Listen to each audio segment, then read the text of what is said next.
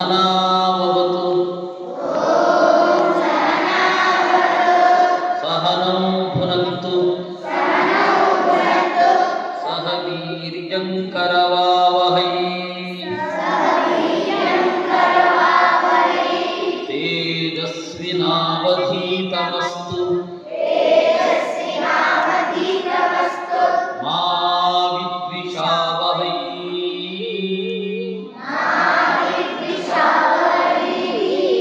ओम शांति शांति शांति।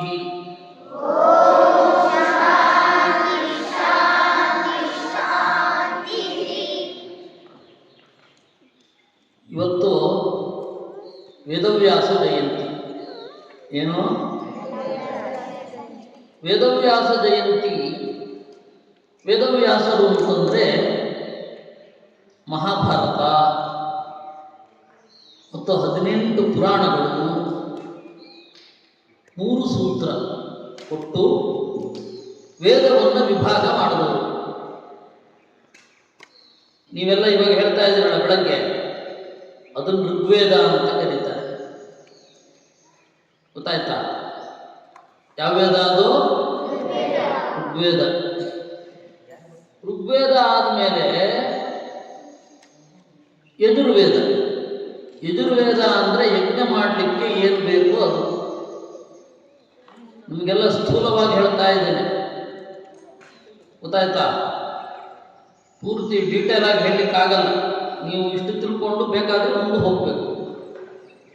ಆಮೇಲೆ ಸಾಮವೇದ, ಹಾಡೋದು. ಅದಾದಮೇಲೆ ಅಥರ್ವವೇದ. ಅಥರ್ವವೇದದಲ್ಲಿ ಏನಿದೆ? ರಾಜನೀತಿ ಇದೆ,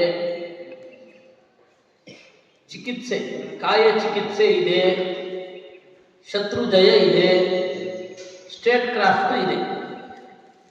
ಅದರಿಂದ ಇವೆಲ್ಲ ಇದೆ. ಇದು ಅಥರ್ವ ವೇದ. ಈ ವೇದಗಳನ್ನು 4 ವಿಭಾಗ ಮಾಡಿದ್ದು ಯಾರು? ವೇದವ್ಯಾಸ. ಮೊದಲು ಮೂಲ ವೇದ ಅಂತ ಒಂದೇ ಇತ್ತು. ಆ ಮೂಲ ವೇದವನ್ನು ಗದ್ಯ, ಪದ್ಯ, ಗಪದ್ಯ ಅಂತ ವಿಭಾಗ ಮಾಡಿದ್ರು. ಇದು ವೇದವ್ಯಾಸ. ಆಮೇಲೆ ಏನು ಮಾಡಿದ್ರು? ವೇದದ ಅರ್ಥ ತಿಳ್ಕೊಳ್ಳಿಕ್ಕೆ ಮಹಾಭಾರತ ರಚನೆ ಮಾಡಿದ್ರು. ಮಹಾಭಾರತ 1,00,000 ಶ್ಲೋಕಗಳಿದೆ. ಗೊತ್ತಾಯ್ತಾ? ಎಷ್ಟು? 1,00,000 ಶ್ಲೋಕ. ಆಮೇಲೆ 18 ಪುರಾಣಗಳು. ಅದನ್ನು ಓದೋ ರೀತಿಯಲ್ಲಿ ಓದಬೇಕು. ಆಮೇಲೆ 3 ಸೂತ್ರಗಳು. ಮೊದಲನೆಯದ್ದು ಧರ್ಮಸೂತ್ರ, ಜೈಮಿನಿಗಳು ಬರೆದದ್ದು. ಅದನ್ನು ಮೀಮಾಂಸಾ ಅಂತ ಕರೀತಾರೆ, ಪೂರ್ವ ಮೀಮಾಂಸಾ. ಎರಡನೆಯದ್ದು ದೇವತಾ ಮೀಮಾಂಸ, ದೈವಿ ಮೀಮಾಂಸಾ ಅಂತ ಕರೀತಾರೆ. ಮೂರನೆಯದ್ದು ಬ್ರಹ್ಮ ಮೀಮಾಂಸಾ ಅಂತ ಕರೀತಾರೆ. ಇದು ನಿಮಗೆ ಎಷ್ಟು ಕೆಲಸ ಅಂತ ಹೇಳಿ ನಿಮಗೆ ಗೊತ್ತಾಗಲ್ಲ.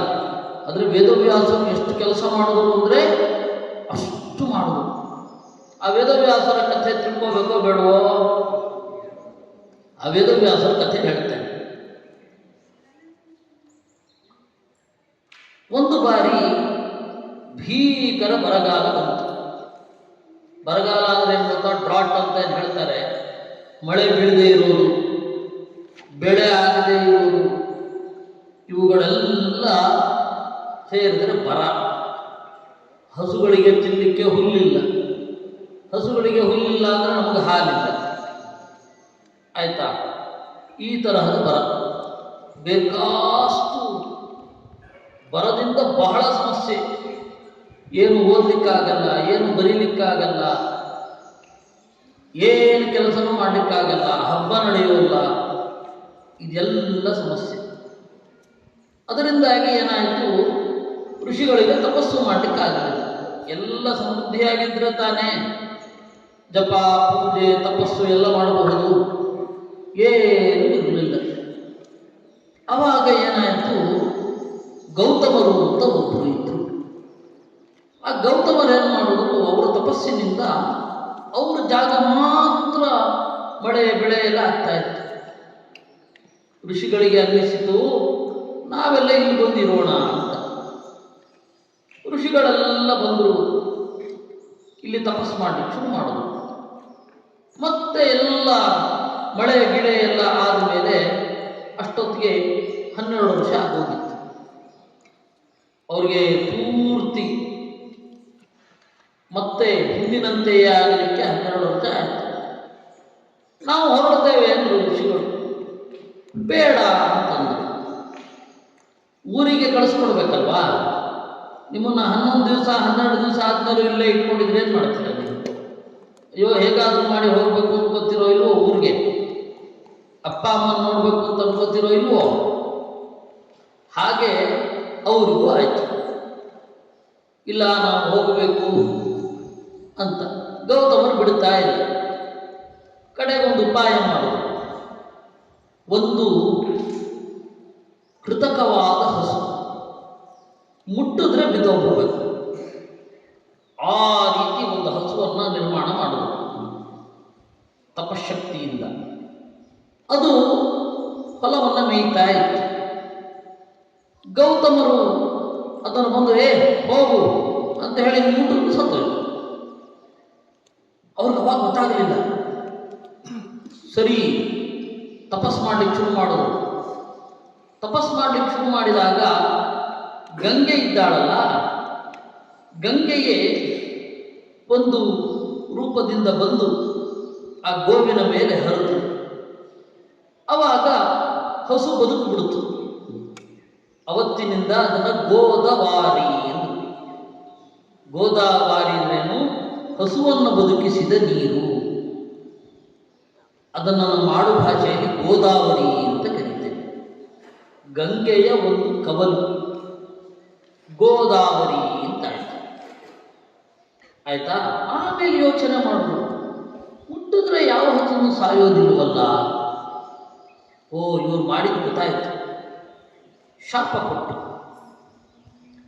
ನಿಮಗೆ ಆನಂದ ಇರೋದು ಯಾವುದರಿಂದ? ಜ್ಞಾನದಿಂದ. ಜ್ಞಾನವೇ ನಾಶ ಆಗಿ ಹೋಗಲಿ ಶಾಪ ಕೊಟ್ಟರು ಗೌತಮರು.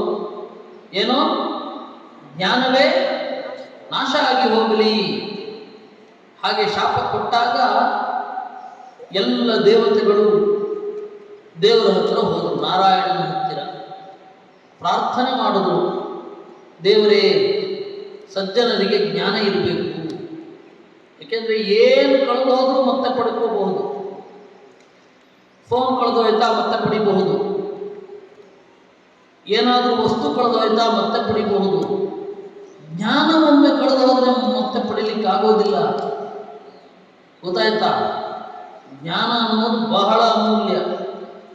ನಾವು ಜ್ಞಾನವನ್ನೇ ಕಳ್ಕೊಂಡಿದ್ದಾರೆ ಪಾಪ ಜನರೆಲ್ಲ. ನೀವು ಬರಬೇಕು ಅಂತ ನಾರಾಯಣನಿಗೆ ಕೈ ಮುಗಿದು ಕೇಳಿಕೊಂಡು, ಆಯಿತು ಅಂತ ಹೇಳಿ ನಾರಾಯಣ ಬಂದ.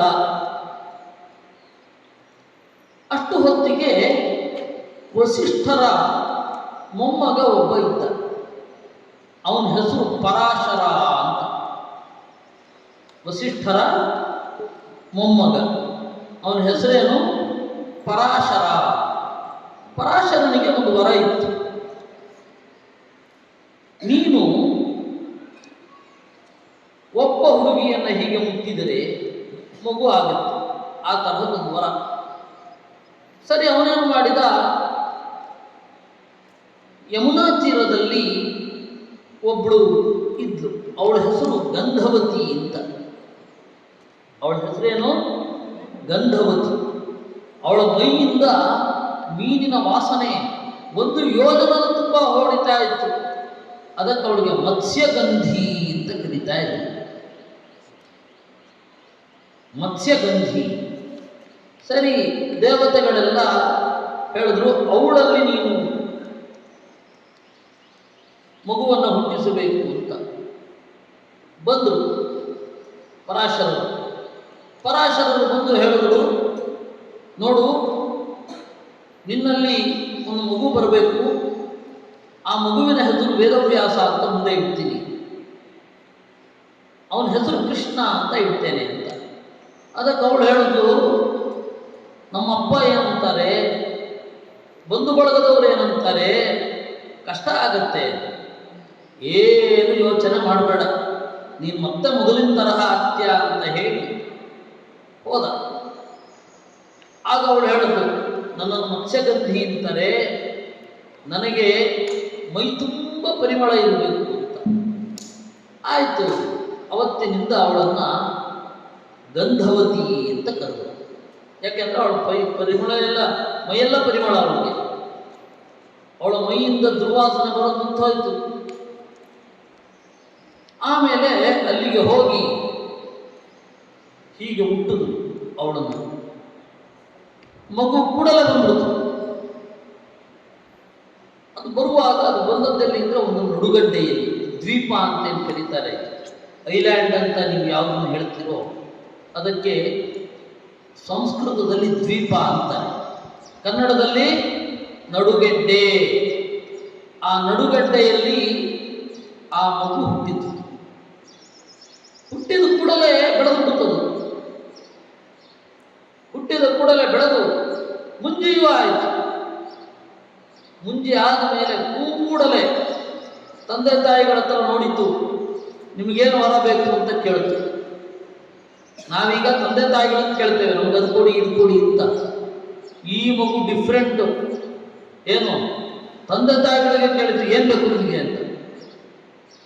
ಅದಕ್ಕೆ ತಂದೆ ಕೈ ಮುಗಿದು ಹೇಳಿದ, ನಾನು ಬಯಸಿಕೊಂಡಾಗ ನೀನು ನನ್ನ ಕಣ್ಣು ಮುಂದೆ ಬರಬೇಕು.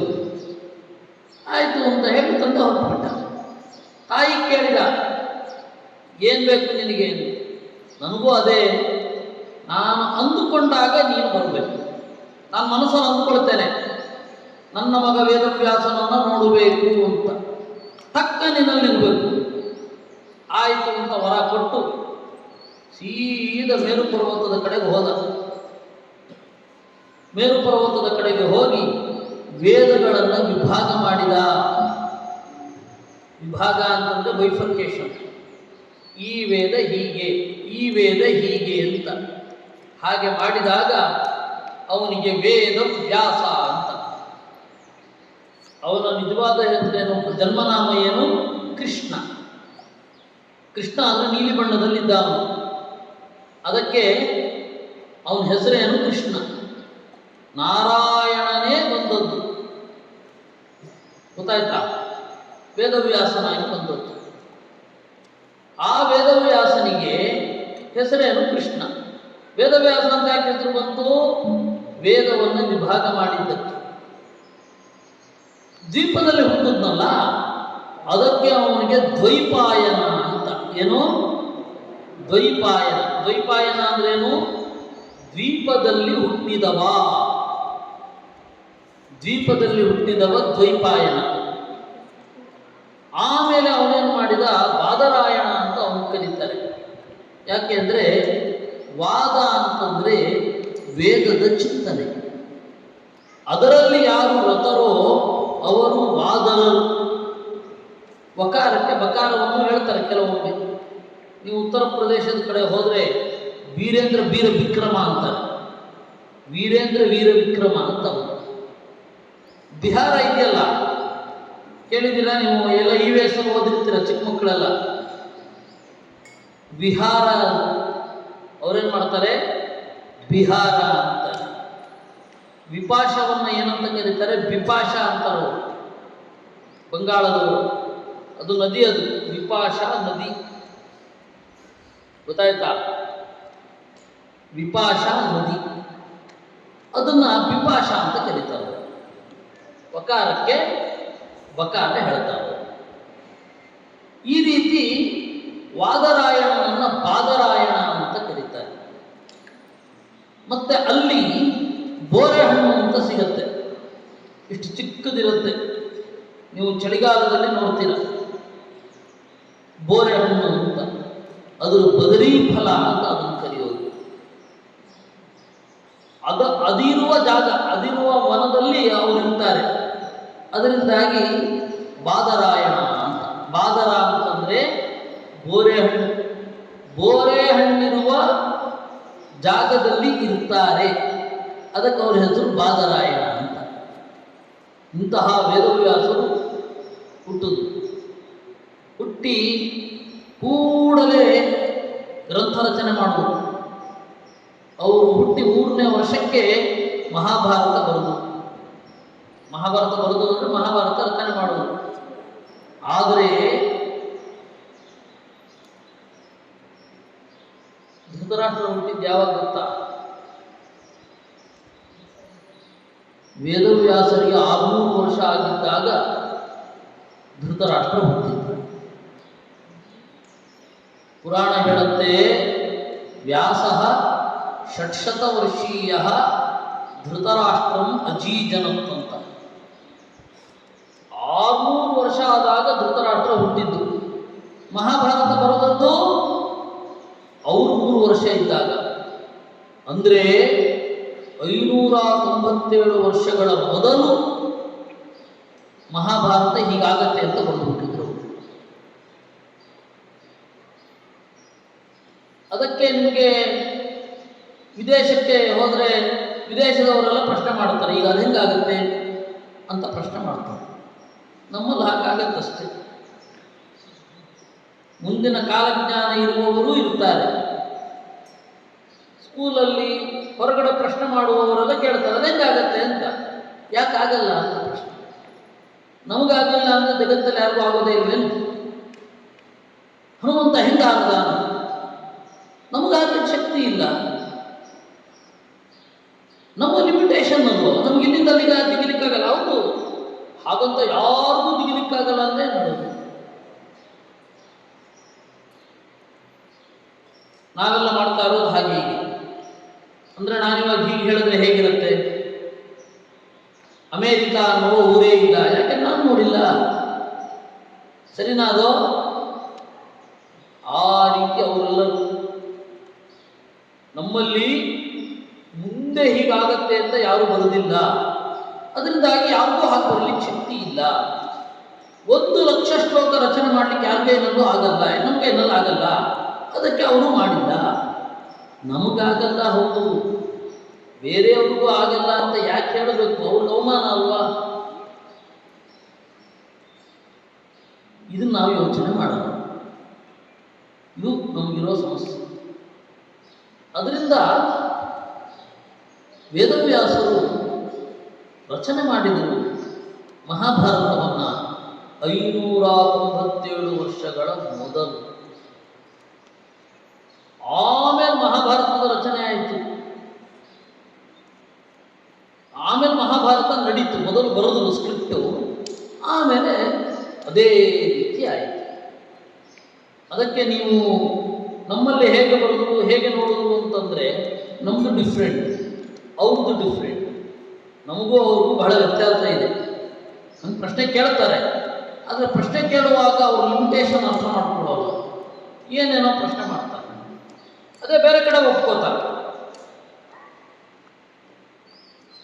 ಇರಲಿ, ಯಾಕೆ ಹೇಳಿದ್ದು ಅಂತಂದರೆ ವೇದವ್ಯಾಸರ ಮಹತ್ವ. ಆ ವೇದವ್ಯಾಸರೇನು ಮಾಡಿದ್ರು, ಒಂದು ಸರ್ತಿ ಬೀದಿಯಲ್ಲಿ ಹೋಗ್ತಾ ಇದ್ರು.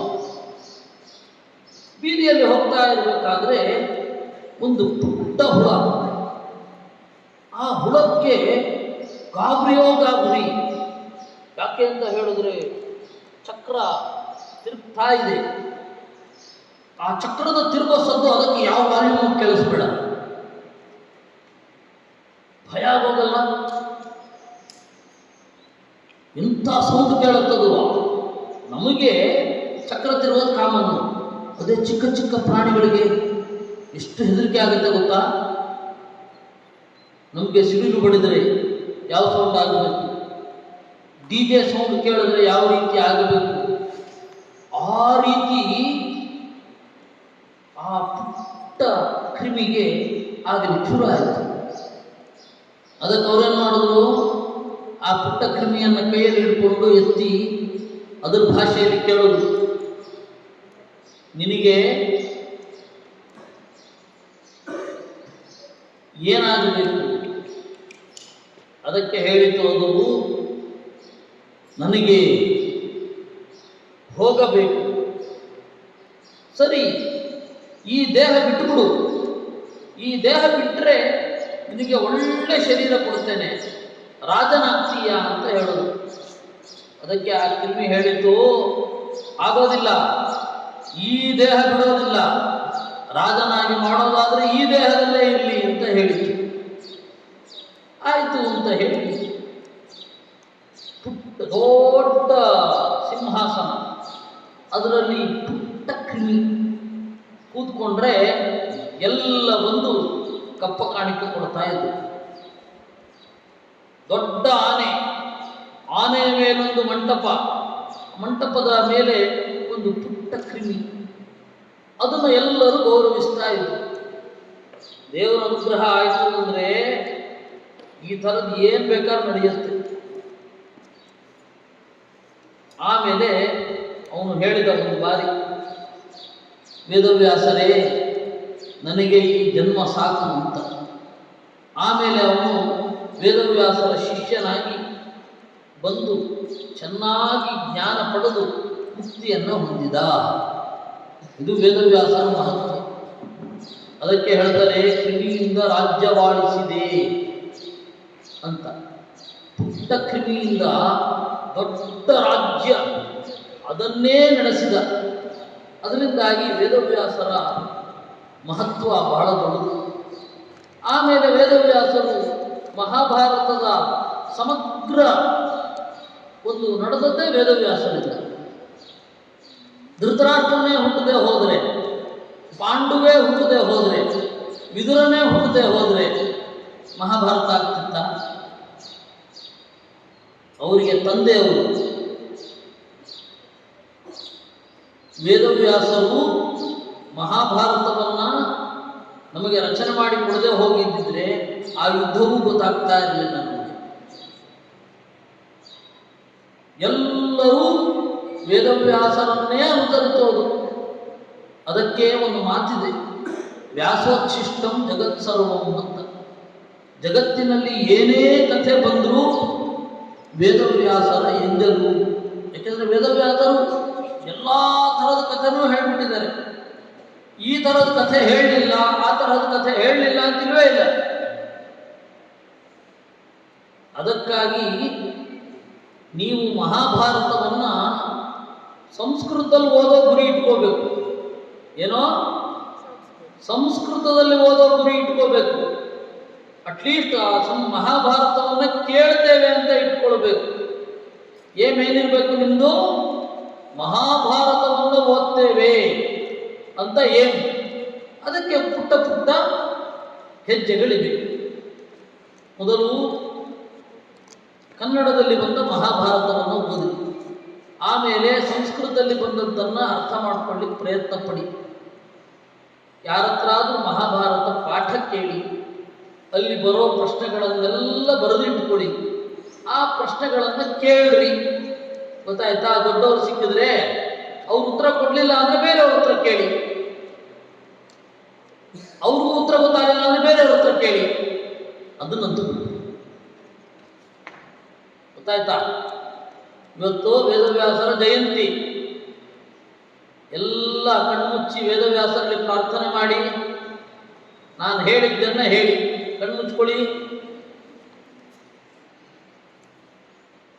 ವೇದವ್ಯಾಸ ಗುಣಾವಾಸ ವಿದ್ಯಾಧೀಶ ಸತಾಂ ವಶ ಮಾಂ ನಿರಾಶಂ ಗತಕ್ಲೇಶಂ ಕುರುವನಾಶಂ ಹರೇ ನಿಶಂ. ವೇದವ್ಯಾಸ ಗುಣಾವಾಸ ವಿದ್ಯಾಧೀಶ ಸತಾಂ ವಶ ಮಾಂ ನಿರಾಶಂ ಗತಕ್ಲೇಶಂ ಕುರುವನಾಶಂ ಹರೇ ನಿಶಂ. ವೇದವ್ಯಾಸ ಗುಣಾವಾಸ ವಿದ್ಯಾಧೀಶ ಸತಾಂ ವಶ ಮಾಂ ನಿರಾಶಂ ಗತಕ್ಲೇಶಂ ಕುರುವನಾಶಂ ಹರೇ ನಿಶಂ. ಇದನ್ನ ಬರ್ಕೊಡಿ, ಇದರ ಅರ್ಥ ಹೇಳ್ತೇನೆ, ಎಲ್ಲರೂ ಬರ್ಕೋಬೇಕು. ವೇದವ್ಯಾಸ ಅದರ ಶ್ಲೋಕ ಬರ್ಕೊಡಿ.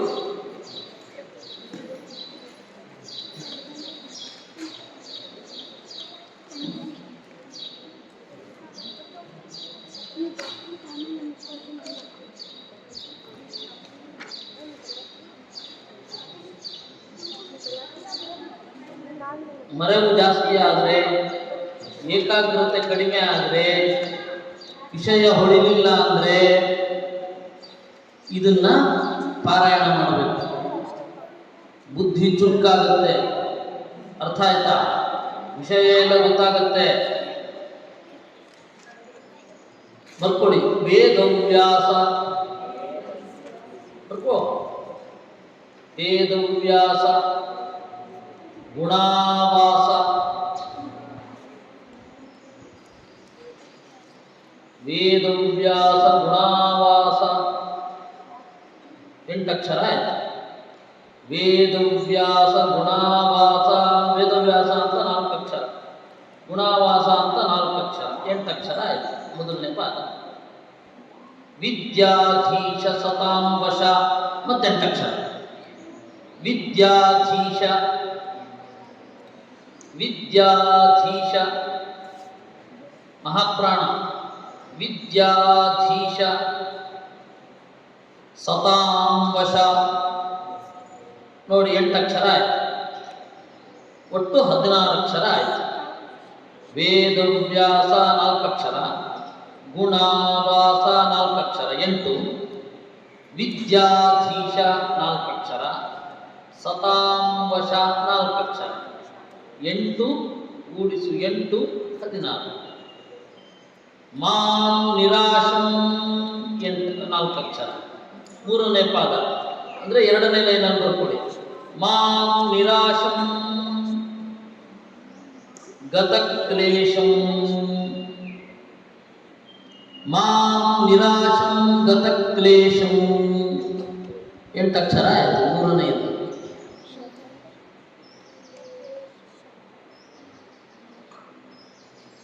ಕುರ್ವನಾಶಂ ಹರೇ ನಿಶಂ ಕುರ್ವನಾಶಂ ಕುರ್ವನಾಶಂ ಕುರ್ವನಾಶಂ ಕುರ್ವನಾಶಂ ಹರೇ ನಿಶಂ.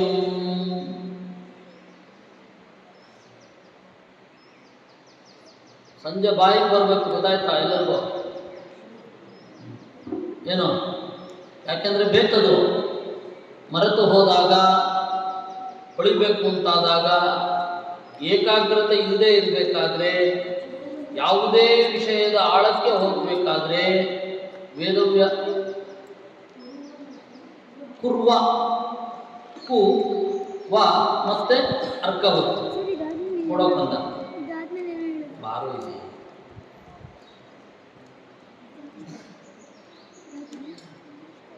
ಮಾಂ ನಿರಾಶಂ ಗತಕ್ಲೇಶಂ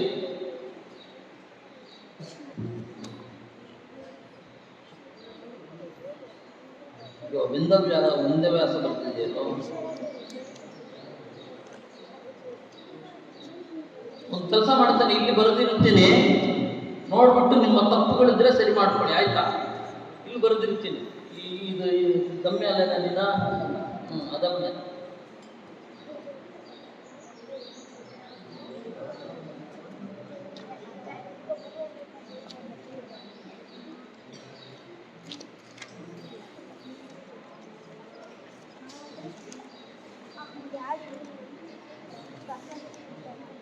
ವೇದವ್ಯಾಸ ಗುಣಾವಾಸ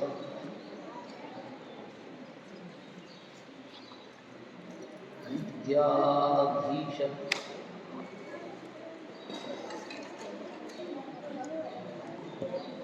ಸತಾಂ ವಶ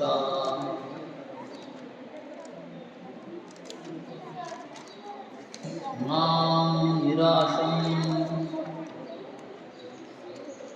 ಗತಕ್ಲೇಶಂ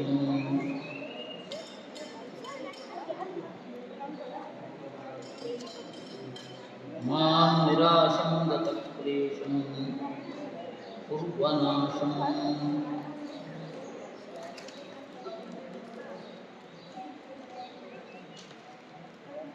ಹರೇನಿಶಂ.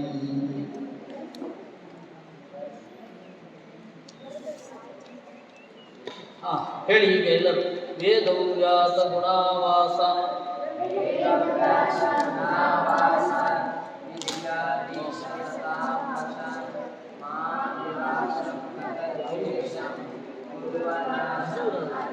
ಕನ್ನಡದಲ್ಲಿ ಕನ್ನಡ ಕಲಿ ಒಂದು ಇದ್ರೊಳಗೆ ಬರ್ಕೋ.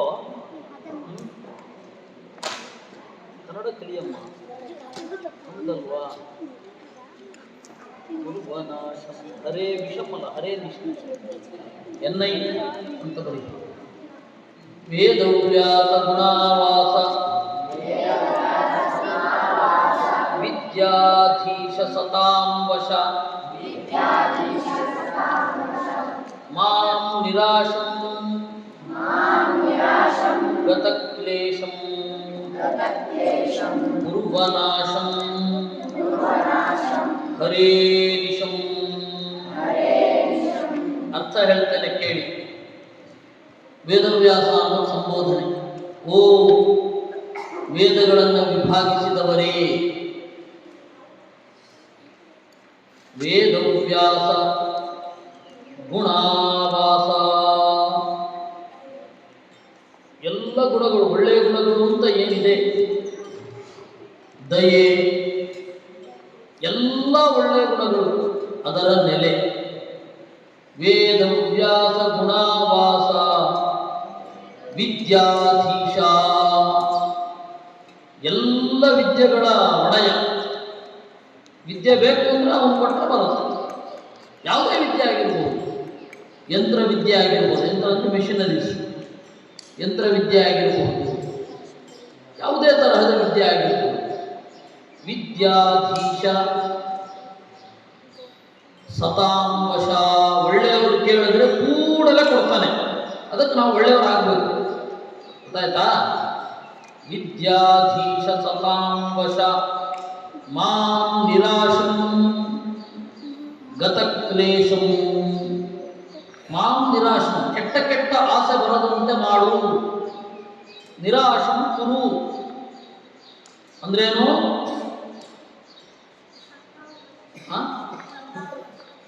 ಅದೇ ಹೇಳ್ತಾರೆ, ಸತಾಂ ವಶ, ಒಳ್ಳೆಯವರಿಗೆ ವಶ. ನಾವು ಒಳ್ಳೆಯವರಾಗಬೇಕು, ಗೊತ್ತಾಯ್ತಾ? ನಾವು ಒಳ್ಳೆಯವರಾದ್ರೆ ನಮ್ಮ ಜೊತೆಗಿರ್ತಾನವನು. ಮಾಂ ನಿರಾಶಂ ಗತಕ್ಲೇಶಂ, ಯಾವುದೇ ಸಂಕಟ ದುಃಖ ಇರದಂತೆ ಮಾಡು.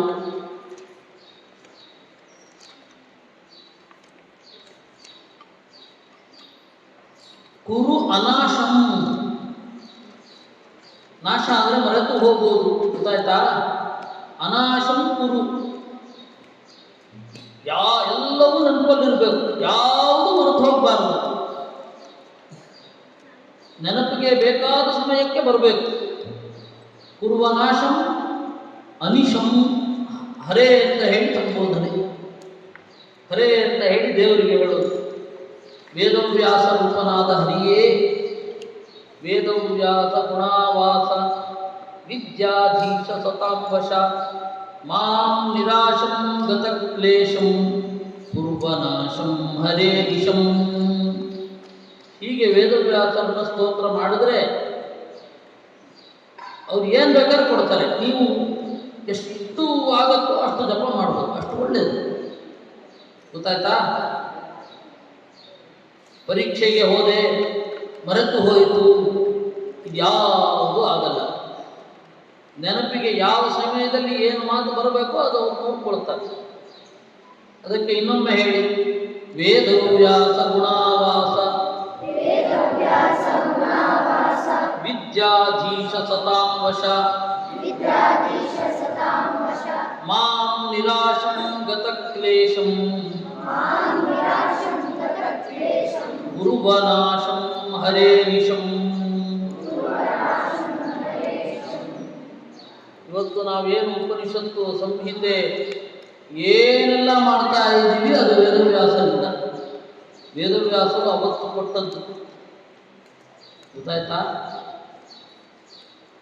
ಹೀಗೆ ವೇದವ್ಯಾಸರು ಎಲ್ಲ ಋಷಿಗಳಲ್ಲಿ ಮೊದಲು. ಆ ವೇದವ್ಯಾಸರ ಬಗ್ಗೆ ಒಂದು ಪುಟ್ಟ ಕಥೆಯನ್ನು ಕೇಳಿದ್ದೀವಿ. ಇನ್ನು ವೇದವ್ಯಾಸರ ಕಥೆ ಆದಮೇಲೆ ಇನ್ನೊಬ್ಬ ಋಷಿ ಗುರುಗಳನ್ನು ಒಪ್ಪದೆ ಹೋದರೆ ಏನಾಗುತ್ತೆ ಅಂತ. ರೈಭ್ಯರು ಅಂತ ಒಬ್ಬರು ಋಷಿಗಳಿದ್ದರು. ಹೆಸರೇನು? ರೈಭ್ಯ. ಒಂದು ತಪಸ್ಸು, ಅಲ್ಲಿ ಹಲವಾರು ಜನ ಋಷಿಗಳಿದ್ದರು. ತಪೋವನ, ಆ ತಪೋವನದಲ್ಲಿ ಹಲವಾರು ಜನ ಋಷಿಗಳಿದ್ದರು. ಆ ಋಷಿಗಳಲ್ಲಿ ಒಬ್ಬ ರೈಭ್ಯ ಅಂತ. ಆ ರೈಭ್ಯನ ಮಗ ಯವಕ್ರೀತ. ಯವಕ್ರೀತಂಗೇನು? ಎಲ್ಲನೂ ನಾನು ಗುರು ಇಲ್ಲದೆ ವಿದ್ಯೆ ಪಡಿಬೇಕು ಅಂತ. ಏನೋ ಗುರು ಇಲ್ಲದೆ ವಿದ್ಯೆ ಪಡಿಬೇಕು. ಗೂಗಲ್ ನೋಡ್ಬಿಟ್ಟು ಎಲ್ಲ ತಿಳ್ಕೊಂಡ್ಬಿಡ್ತೀನಿ, ಗುರುಗಳು ಬೇಡ, AI ಸಾಕು, ಈ ಥರ ಅವನಿಗೂ ಇತ್ತು. ಗೊತ್ತಾಯ್ತಾ? ಗುರುಗಳೊಬ್ಬರು ಬೇಕು. AI ಮನುಷ್ಯನೇ ಮಾಡಿದ್ದು. ಗೊತ್ತಾಯ್ತಾ? AI ಏನೇನೋ ತಪ್ಪು ಹೇಳುತ್ತೆ, ಎಲ್ಲ ಸರಿ ಹೇಳುತ್ತೆ ಅಂತಲ್ಲ. ಏನು ಅದನ್ನು ಮನುಷ್ಯನೇ ತಾನೇ ಮಾಡಿರೋದು. AI ಬಳಸೋದು ಗೊತ್ತಿರ್ಬೇಕು, ಅದು ಬೇರೆ. ಅದಕ್ಕೆ ನೀವು ಬಹಳ ಪುಸ್ತಕ ಓದಬೇಕು, ಅದು ಬೇರೆ. ಅದರಿಂದ ಗುರುಗಳಿಲ್ಲದೆ ನನಗೆ ಎಲ್ಲ ಬಂದ್ಬಿಡ್ಬೇಕು ಅಂತ ತಪಸ್ಸು ಮಾಡ್ತಾ ಇದ್ದ.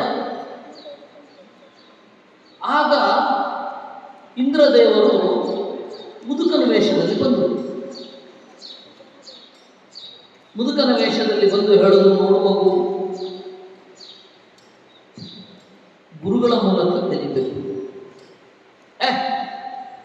ಗುರುಗಳ ಮೂಲಕ ಏನು ಬೇಡ, ಗುರುಗಳಾಗಬೇಕು. ಅವ್ರು ಯಾರಿಗೋ ಸುಮ್ಮನೆ ನಮಸ್ಕಾರ ಮಾಡಬೇಕು, ಅವ್ರು ಹೇಳ್ದ ಹಾಗೆ ಕೇಳಬೇಕು. ವಿದ್ಯೆ ದೊರಕೋದು ಇಷ್ಟೊಂದು ಕಷ್ಟನ, ತಪಸ್ಸೆ ಮಾಡ್ತೀನಿ ಇಂದ ಅವನು ಯವಕ್ರೀತ. ಸರಿ, ಏನು ಮಾಡಿದ್ರು? ಒಂದು ಸ್ವಲ್ಪ ದಿವಸ ಆಯಿತು, ಅವನ ತಪಸ್ಸು ಮುಂದುವರಿತು. ಒಂದು ಬಾರಿ ಇವನು ಸ್ನಾನ ಮಾಡಿ ಜಪಕ್ಕೆ ಅಂತ ಹೋಗ್ತಾ ಇದ್ದಾನೆ. ಒಬ್ಬ ಮುದುಕ ಒಂದಿಷ್ಟು ಮಣ್ಣು ಹಾಕ್ತಾ ಇದ್ದಾನೆ, ಮರಳು. ಅದಕ್ಕೆ ಅವನು ಕೇಳಿದ, ಯವಕ್ರೀತ, ಏನು ಮಾಡ್ತಾ ಇದ್ದೀ? ಮರಳಿನಿಂದ ಸೇತುವೆ ಕಟ್ತಾ ಇದ್ದೀನಿ ಅಂತ. ಮರಳಿನಿಂದ ಸೇತುವೆ ಕಟ್ಟಲಿಕ್ಕಾಗತ್ತಾ? ಆದ್ರೂ ಅವನೇನು ಹೇಳ್ದ? ಮರಳಿನಿಂದ ಸೇತುವೆ ಕಟ್ತಾ ಇದ್ದೀನಿ ಇಂದ. ಆಗ ಏನಾಯ್ತು? ನಕ್ಬಿಟ್ಟ ಯವಕ್ರೀತ. ಏನು ದಂಡ ಇದ್ದಿ? ಯಾಕಪ್ಪ, ನಾನು ಮಾಡ್ತಾ ಇರೋದು ಸರಿ ಇಲ್ವಾ ಅಂದ ಆ ಮುದುಕ. ಮರಳಿನಿಂದ ಏನಾದರೂ ಸೇತುವೆ ಕಟ್ಟಲಿಕ್ಕಾಗತ್ತಾ? ಕೇವಲ ಮರಳನ್ನು ಬಳಸಿದ್ರೆ ಸೇತುವೆ ಆಗತ್ತಾ? ಮತ್ತೆ ನೀನು ವೇದ ಇಲ್ಲದೆ, ಗುರು ಇಲ್ಲದೆ ವೇದ ಓದ್ತೀನಿ ಅಂತ ಇದೆ, ಅದೇ ರೀತಿ ಅಲ್ವ ಇದು? ಮರಳಿಲ್ಲದ ಸೇತುವೆ, ಗುರುವಿಲ್ಲದೆ ವಿದ್ಯೆ ಬರಬೇಕು ಅಂತಂದ್ರೆ ಮರಳಿಲ್ಲದೆ ಯಾಕೆ ಸೇತುವೆ ಕಟ್ಟಬಾರ್ದು?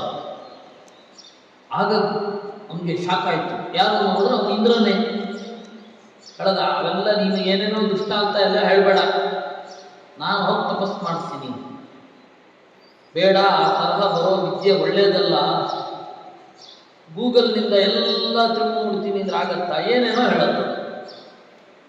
ಅದು ಸರಿಯಾಗಿದೆಯೋ ಇಲ್ಲವೋ ಟ್ರೈ ಮಾಡಬೇಕಲ್ಲ, ವೆರಿಫಿಕೇಶನ್ ಮಾಡಬೇಕಲ್ಲ. ಅದು ಸರಿಯಾಗಿದೆಯೋ ಇಲ್ಲೋ ಕ್ರಾಸ್ ರೆಫರೆನ್ಸ್ ಹೆಂಗೆ ಮಾಡ್ತೀರಾ? ಏನಲ್ಲಿ ಬಂದದ್ದೆಲ್ಲ ಸರಿನಾ? ಏನೇನೋ ತೋರಿಸೋದು, ಏನೇನೋ ಹೇಳುತ್ತೆ. ಅದಕ್ಕೆ ನೀವು ಗುರುಗಳ ಹತ್ರ ಕೇಳಲೇಬೇಕು. ಸರಿ, ಏನು ಮಾಡಿದ? ಬ್ರಹ್ಮದೇವರು ಪ್ರತ್ಯಕ್ಷ ಆದರು ಯವಕ್ರೀತನಿಗೆ. ಏನು ಬೇಕು? ಎಲ್ಲ ವಿದ್ಯೆ ಬೇಕು ಅಂತಂದ. ಆಯಿತು, ಆದರೆ ಗುರುಗಳ ಅಗತ್ಯ ನಿನಗಿದೆ ಅಂತ ಗೊತ್ತಾಗತ್ತೆ, ಸದ್ಯದಲ್ಲೇ ಗೊತ್ತಾಗತ್ತೆ ಅಂತಂದು. ಅವನೇನು ಮಾಡಿದ? ಯವಕ್ರೀತ ವಿದ್ಯೆ ಬಂದ್ಬಿಡ್ತು. ವಿನಯ ಹೇಗೆ ನಡ್ಕೊಳ್ಬೇಕು ಈ ಕಾಮನ್ ಸೆನ್ಸೇ ಇಲ್ಲದಂತೆ ಆಯಿತು. ಕೇವಲ ವಿದ್ಯೆ ಬಂದರೆ ಪ್ರಯೋಜನ ಇಲ್ಲ, ಕಾಮನ್ ಸೆನ್ಸ್ ಇರಬೇಕು, ಎಲ್ಲಿ ಅದನ್ನು ಹೇಗೆ ಬಳಸಬೇಕು ಅಂತ. ಅದೆಲ್ಲವೂ ಕೂಡ ಬಂತು. ಅದೆಲ್ಲ ಬರಲಿಲ್ಲಲ್ಲ ಅವನಿಗೆ, ಯಾಕೆಂದರೆ ಗುರುಗಳ ಹತ್ರ ಕಲಿಲಿಲ್ಲ. ಗುರುಗಳೇನು ಮಾಡ್ತಾರೆ? ಚಿಕ್ಕ ಚಿಕ್ಕ ವರ್ತನೆಗಳನ್ನು ತಿದ್ದುತ್ತಾರೆ. ಹೀಗಿರಬೇಕು, ಹೀಗೆ ಕೂಡಬೇಕು, ಹೀಗೆ ಹೇಳಬೇಕು, ದೊಡ್ಡವರ ಹತ್ರ ಈ ರೀತಿ ನಡ್ಕೊಳ್ಬೇಕು ಅಂತೆಲ್ಲ ಹೇಳ್ತಾರೆ. ಅಪ್ಪ ಅಮ್ಮ ಎಲ್ಲ ಹೇಳ್ತಾರೆ ಈ ರೀತಿ ನಡ್ಕೊಳ್ಬೇಕು ಅಂತ. ಅವರು ಗುರುಗಳೇ. ಅದು ಯಾವುದು ಬೇಡ ನನಗೆ ಅಂತಂದರೆ ಯಾವುದು ಗೊತ್ತಾಗೋದಿಲ್ಲ. ಬುಕ್ಕಿಶ್ ನಾಲೇಜ್ ಅಂತ ಕರೀತಾರೆ. ಬುಕ್ಕಲ್ಲಿದೆ ಆ ಥರ. ಅವನೇನು ಮಾಡಿದ? ಯವಕ್ರೀತ ಆ ರೀತಿ ಬೆಳೆದ, ಎಲ್ಲರನ್ನ ಕಾಡಿಸ್ಲಿಕ್ಕೆ ಶುರು ಮಾಡಿದ. ಒಂದು ಬಾರಿ ಏನಾಗಿ ಹೋಯಿತು, ಇವನ ಕೆಟ್ಟ ವರ್ತನೆಯಿಂದ ಬೇಸತ್ತು ಒಬ್ಬ ರಾಕ್ಷಸನಿಂದ ನುಂಗಲಿ ಅಂತ ಶಾಪ ಕೊಟ್ಟರು ಒಬ್ಬರು ಋಷಿಗಳು. ಅವನೇನು ಮಾಡಿದ? ರಾಕ್ಷಸ ಯವಕ್ರೀತನನ್ನು ಅಟ್ಟಿಸಿಕೊಂಡು ಬಂದ. ಯವಕ್ರೀತನನ್ನು ಅಟ್ಟಿಸಿಕೊಂಡು ಬಂದಾಗ ಯವಕ್ರೀತ ಓಡ್ತಾ ಇದ್ದಾನೆ. ಅವನು ಅಶುಚಿಯಾಗಿದ್ದ, ಅಂದರೆ ಕಾಲು ತೊಳ್ಕೊಂಡಿರಲಿಲ್ಲ. ದೇವರ ಮನೆಗೆ, ಅಗ್ನಿ ಇರೋ ಮನೆಗೆ ಎಲ್ಲ ಹೋಗ್ಬೇಕಾದ್ರೆ ಕಾಲು ತೊಳ್ಕೊಂಡು ಹೋಗಬೇಕು. ಕಾಲು ತೊಳ್ಕೊಳ್ಳದೆ ಹೋಗ್ತಾ ಇದ್ದ. ಅವರ ಮನೆಯ ದೇವರ ಮನೆ, ಯವಕ್ರೀತನ ಮನೆಯ ದೇವರ ಮನೆ. ಅಲ್ಲಿಗೆ ಒಬ್ಬ ಕಾವಲುಗಾರ ಇದ್ದ, ಅವನು ಕೂಡ. ಯವಕ್ರೀತ ಬರ್ತಾ ಇದ್ದಾನೆ ಅಂತ ಗೊತ್ತಾದ ಕೂಡಲೇ ಅವನ ಮನಸ್ಸಿಗೆ ಗೊತ್ತಾಯಿತು, ಓ ಅಶುಚಿಯಾಗಿ ಬರ್ತಾ ಇದ್ದಾನೆ ಅಂತ ದೂಡ್ಬಿಟ್ಟ. ಅವನು ಕಣ್ಕಾಣಲ್ಲ, ಇದು ಯವಕ್ರೀತ ಅಂತ ಗೊತ್ತಿಲ್ಲ. ಅವನು ಯವಕ್ರೀತ ಆದ್ರೆ ಯಾರಾದ್ರೇನು, ಅಶುಚಿಯಾಗಿ ಬರ್ತಾ ಇದ್ದಾನೆ ಅಂತ ತಳ್ಳಿಬಿಟ್ಟ. ತಳ್ಳಿದಾಗ ಅಷ್ಟು ದೂರ ಬಿದ್ದ ಪಿಶಾಚಿ ಬಂದು ಅವನು ಕೊಂದಾಕ್ಬಿಟ್ಟ.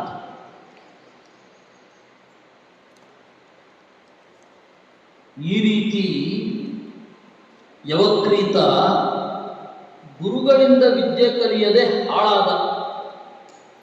ಆಮೇಲೆ ಭರದ್ವಾಜ ಋಷಿಗಳು, ಅವರಪ್ಪ ಚೆನ್ನಾಗಿ ತಪಸ್ಸು ಮಾಡಿ, ಇಲ್ಲ ಅವನು ಮತ್ತೆ ಮರಳಿ ಬರಬೇಕು, ಅವನಿಗೆ ವಿವೇಕ ಕಲಿಸ್ತೇನೆ ಅಂತಂದರು. ವಿವೇಕ ಅಂದರೆ ವಿಸ್ಡಮ್ ಅಂತೇನು ಹೇಳ್ತಾರೆ, ಅದು ಇರಬೇಕು, ವಿವೇಕ ಇರಬೇಕು. ಯಾವುದು ತಪ್ಪು, ಯಾವುದು ಸರಿ, ಹೇಗಿರಬೇಕು, ಎಲ್ಲಿ ಹೇಗಿರಬೇಕು ಅಂತೆಲ್ಲ ಗೊತ್ತಿರಬೇಕು. ಅದನ್ನು ವಿವೇಕ ಅಂತ ಕರೀತಾರೆ. ಆ ವಿವೇಕವನ್ನು ಅವನಿಗೆ ಮತ್ತೆ ಮೊದಲಿಂದ ಪಾಠ ಹೇಳಿ ಶುರು ಮಾಡೋದು. ಅದಕ್ಕೆ ಕೇವಲ ಬುಕ್ಕಿಶ್ ನಾಲೇಜ್ ಒಳ್ಳೆಯದಲ್ಲ, ಗೊತ್ತಾಯ್ತಾ? ಕೇವಲ ಗೂಗಲ್ನಿಂದ ತಿಳ್ಕೊಂಡ್ಬಿಟ್ಟೆ, ಎಐನಿಂದ ತಿಳ್ಕೊಂಡೆ, ಇದು ಒಳ್ಳೆಯದಲ್ಲ. ತಿಳ್ಕೊಳ್ಬಾರ್ದು ನಾನು ಹೇಳ್ತಾ ಇಲ್ಲ, ಅದು ರೆಫರೆನ್ಸ್ ತಗೊಳ್ಬೇಕು. ದೊಡ್ಡವರ ಹತ್ರ ಪ್ರಶ್ನೆ ಕೇಳಬೇಕು. ನೀವೀಗ ದೇವರ ಬಗ್ಗೆ, ಧರ್ಮದ ಬಗ್ಗೆ ಎಲ್ಲ ಕೇಳಿದ್ರೆ ಏನೇನೋ ಹೇಳುತ್ತೆ, ನಿಮಗೇನು ಬೇಕೋ ಅದನ್ನು ಹೇಳುತ್ತೆ, ಸತ್ಯ ಹೇಳಲ್ಲ. ಅದೆಲ್ಲ ಮೀರಿ ಮತ್ತೆ ಬೇರೆ ಬೇರೆ ತೋರಿಸತ್ತು, ಎಲ್ಲ ವಿರುದ್ಧವಾದ ಸ್ಟೇಟ್ಮೆಂಟ್ಗಳಿರುತ್ತೆ. ನೀವು ಹೆಂಗೆ ಅರ್ಥ ಮಾಡ್ಕೊಳ್ಬೇಕು ಅದನ್ನು? ಅದಕ್ಕೆ ಯವಕ್ರೀತನ ತರಹ ಆಗಬಾರದು. ಗುರುಗಳು ಬೇಕು. ಇಷ್ಟರೊಟ್ಟಿಗೆ ಮತ್ತೆ ನಾನು 5 ಬಾರಿ ಹೇಳಿಸ್ತೇನೆ. ವೇದವ್ಯಾಸ ಗುಣಾಮಾಸ ಬಾಯಿಪಾಠ ಬರಬೇಕು, ಗೊತ್ತಾಯ್ತಲ್ಲ? ವೇದವ್ಯಾಸ ಗುಣಾವಾಸ ವಿದ್ಯಾಧೀಶ ಸತಾಂ ವಶ ಮಾಂ ನಿರಾಶಂ ಗತಕ್ಲೇಶಂ ಕುರುವನಾಶಂ ಹರೇನಿಶಂ. ವೇದವ್ಯಾಸ ಗುಣಾವಾಸ ವಿದ್ಯಾಧೀಶ ಸತಾಂ ವಶ ಮಾಂ ನಿರಾಶಂ ಗತಕ್ಲೇಶಂ ಕುರ್ವನಾಶಂ ಹರೇ ನಿಶಂ ವೇದವ್ಯಾಸ ಗುಣಾವಾಸ ವಿದ್ಯಾಧೀಶ ಸತಾಂ ವಶ ಮಾಂ ನಿರಾಶಂ ಗತಕ್ಲೇಶಂ ಕುರ್ವನಾಶಂ ಹರೇ ನಿಶಂ ವೇದವ್ಯಾಸ ಗುಣಾವಾಸ ವಿದ್ಯಾಧೀಶ ಸತಾಂ ವಶ ಮಾಂ ನಿರಾಶಂ ಗತಕ್ಲೇಶಂ ಕುರ್ವನಾಶಂ ಹರೇ ನಿಶಂ ವೇದವ್ಯಾಸ ಗುಣಾವಾಸ ವಿದ್ಯಾಧೀಶ ಸತಾಂ ವಶ ಮಾಂ ನಿರಾಶಂ ಗತಕ್ಲೇಶಂ ಕುರ್ವನಾಶಂ ಹರೇ ನಿಶಂ ವೇದವ್ಯಾಸ ಗುಣಾವಾಸ ವಿದ್ಯಾಧೀಶ ಸತಾಂ ವಶ ಮಾಂ ನಿರಾಶಂ ಗತಕ್ಲೇಶಂ ಕುರ್ವನಾಶಂ ಹರೇ ನಿಶಂ ವೇದವ್ಯಾಸ ಗುಣಾವಾಸ ವಿದ್ಯಾಧೀಶ ಸತಾಂ ವಶ ಮಾಂ ನಿರಾಶಂ ಗತಕ್ಲೇಶಂ ಕುರ್ವನಾಶಂ ಹರೇ ನಿಶಂ ವೇದವ್ಯಾಸ ಗುಣಾವಾಸ ವಿದ್ಯಾಧೀಶ ಸತಾಂ ವಶ ಮಾಂ ನಿರಾಶಂ ಗತಕ್ಲೇಶಂ ಕುರ್ವನಾಶಂ ಹರೇ ನಿಶಂ ವೇದವ್ಯಾಸ ಗುಣಾವಾಸ ವಿದ್ಯಾಧೀಶ ಸತಾಂ ವಶ ಮಾಂ ನಿರಾಶಂ ಗತಕ್ಲೇಶಂ ಕುರ್ವನಾಶಂ ಹರೇ ನಿಶಂ